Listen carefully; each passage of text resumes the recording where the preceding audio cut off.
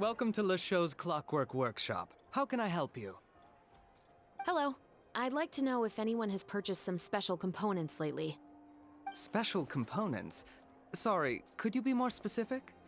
I mean the kind of components that aren't typically used for clockwork toys, but for firearms. Huh? For firearms? No, we don't sell those sort of things here. Don't misunderstand. I'm not here to cause any trouble. We are merely investigating a case, and we're hoping that you could cooperate. Well, to be completely honest, I'm not even sure what kind of components that would entail. Has anyone ever purchased components here as an individual rather than on behalf of an organization?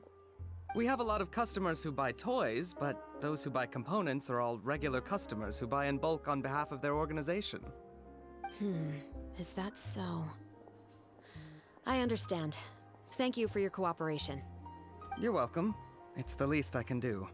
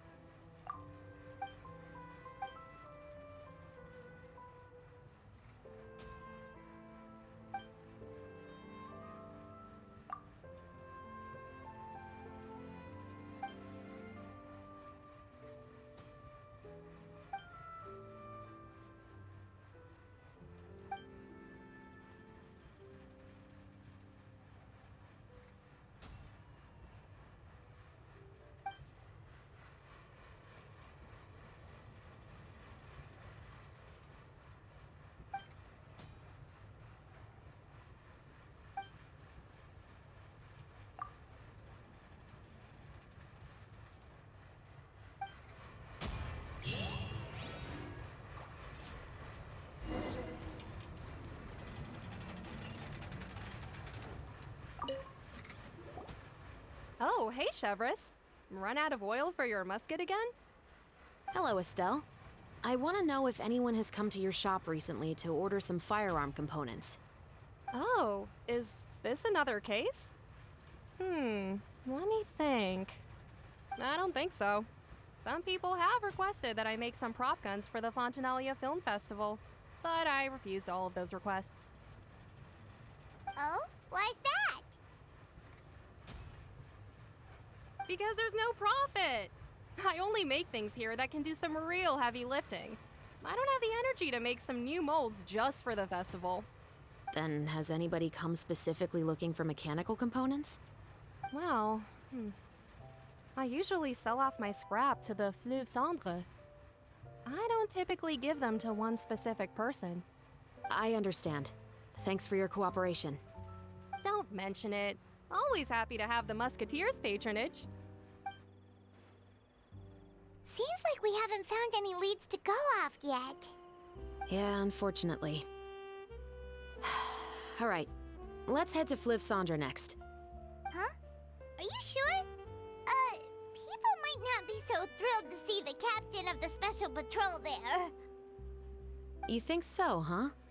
Then I guess you don't know. Huh? Know what?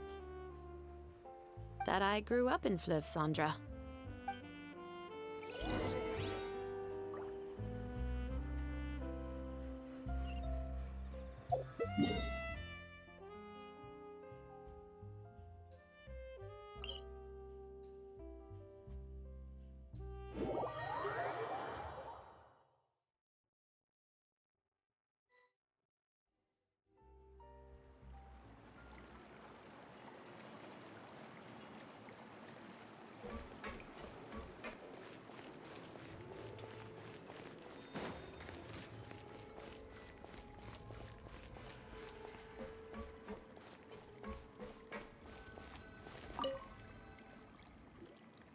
What's all this? Some broken planks and barrels, as well as some liquor bottles? Yes, but have a closer look, Paimon. Even though somebody has purposefully tried to clean them up, these are obviously marks from musket bullets. In other words, someone was here trying to improve their shot. They were using the barrels and bottles for target practice. Could it have been the killer? Your guess is as good as mine. Although many people at Fleuve Cendre own guns, few hide the fact from others. And even fewer would go to such lengths to hide markings from practice shots. Anyway, let's go. There might be more to this.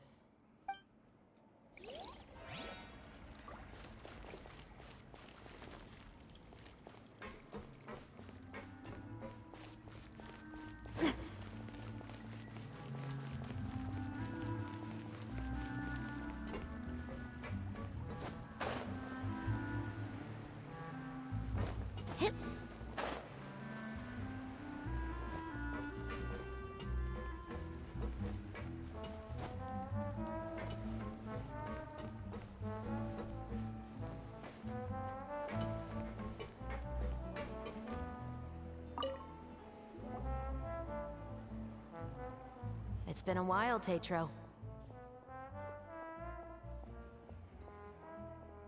Please, just get on with your request. I want to know if you've heard anybody talking about muskets lately.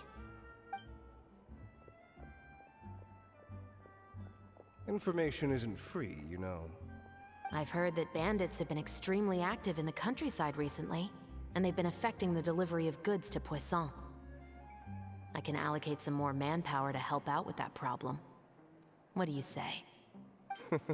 You're still as helpful as ever. One of our men got drunk at dinner about a month ago and lost his gun. 3 days later, it turned up in the corner here. What's weird about that? He just forgot where he put it, right? This is Fleuve Cendre, my friend. Anything of value left in the tavern won't ever make it to the next day. But that gun turned out to be an exception. It didn't get any new wear and tear on it, and didn't even appear to have been fired. We were quite mystified as to what could have happened. I suspect it came back because the weapon was already known to the guards. You mean, A criminal was afraid the Marechaussee Phantom would use the shot marks to track them down? Maybe.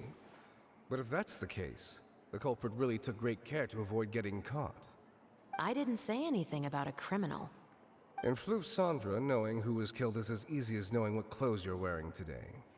It's the guy living in the East Side, isn't it? I've never liked him. Every time he's here, he just orders a drink and sits there with a nasty look in his eyes. So, who was the one who lost the gun in the first place? Don't bother. Even if you ask, he wouldn't admit to owning a gun to some strangers. Not to mention the captain of the Special Security and Surveillance Patrol. He's right. I know you grew up here, Shovris. Even though you're on good terms with the Spina, you've still been gone too long. Not many people know you here now, and a lot of people don't like the Special Patrol. I know. So take my advice and don't show your face too much around here. It's for your own safety. I'll come and go as I please, and I'm afraid I'll be appearing more often due to my work. All right. Don't say I didn't warn you.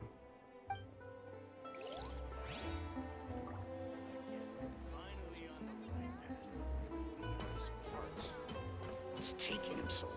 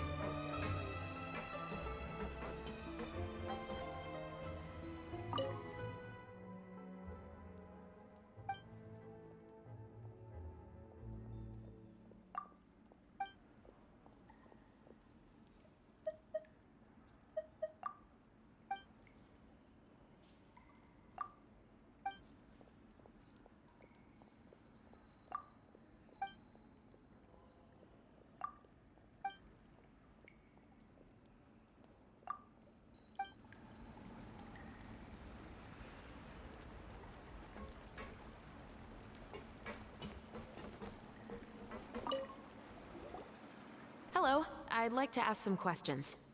I don't know anything. Don't worry, I'm not here to arrest anybody. You say that now. It's the truth. Here, take this as my guarantee. Wait, did Paimon just see what she thinks she saw? Is the captain of the Special Patrol bribing a citizen? Seems you're different from the other guards. What do you want to know? Have you heard anything related to Muskets in Fleuve Sandra lately? Anything at all? Muskets, huh? All I know is that about 2 weeks ago, we started hearing some loud noises at night. So loud that it's been waking me up. Were they gunshots? Possibly. It's hard to tell around here. Someone's house collapsing, a pipe exploding somewhere, it's all the same. But the noises I'm talking about definitely happened after I fell asleep. Do you know where the noises were coming from? I don't remember clearly. Is it that you don't remember, or that you need to think about it some more? You tell me. Then please, think about it some more. She's giving her even more Mora! The noises came from the end of the Southern Waterway. I came out and had a look for myself when I wasn't sleeping well, but I didn't dare get too close. That's all I know. All right, I'll take your word for it. Thanks for the pâte de fruits.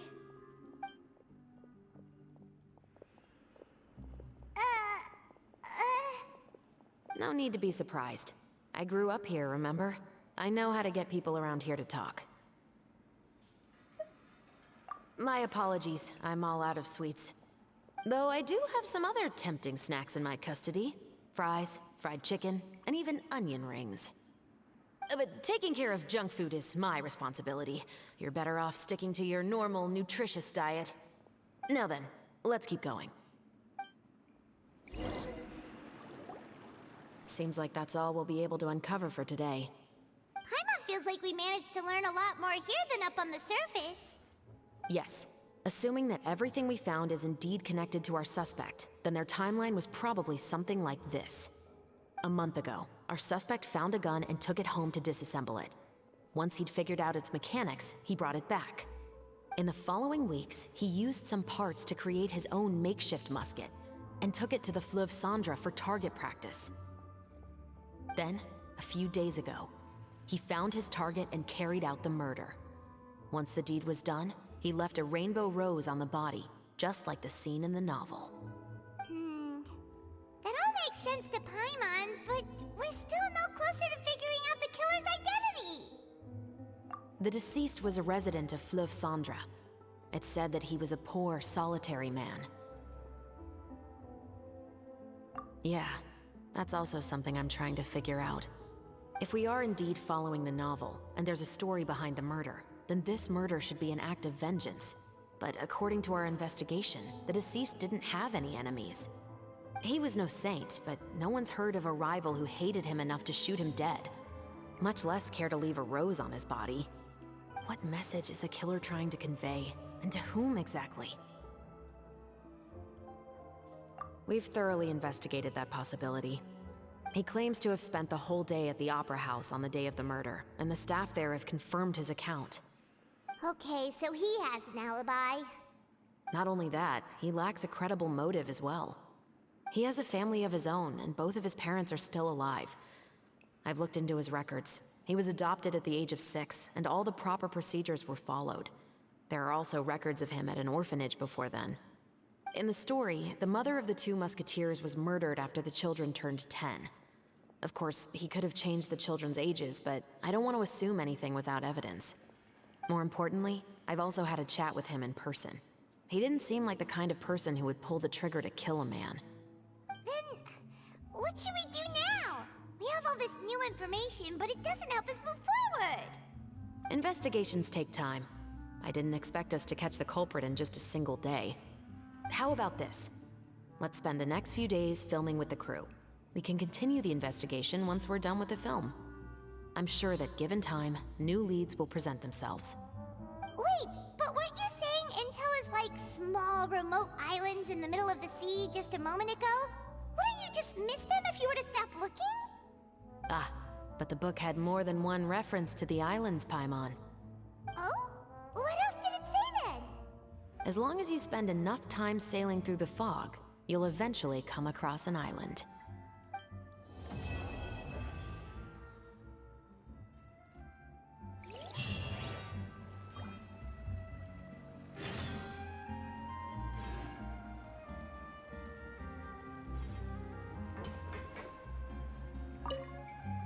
What? Never thought that the captain of the security and surveillance patrol could come from the Fleuve Cendra? Honestly, I'm pretty shocked too. There used to be a time when I thought I would never be able to join the guards. But as long as you can distinguish yourself through your accomplishments and skills, you'll eventually be recognized for your worth. If you look at it another way, my life at Fleuve Cendra has actually taught me a lot of valuable skills. Skills like how to barter with criminals or how to think in their shoes. Of course, I'd appreciate it if you could keep this a secret between us.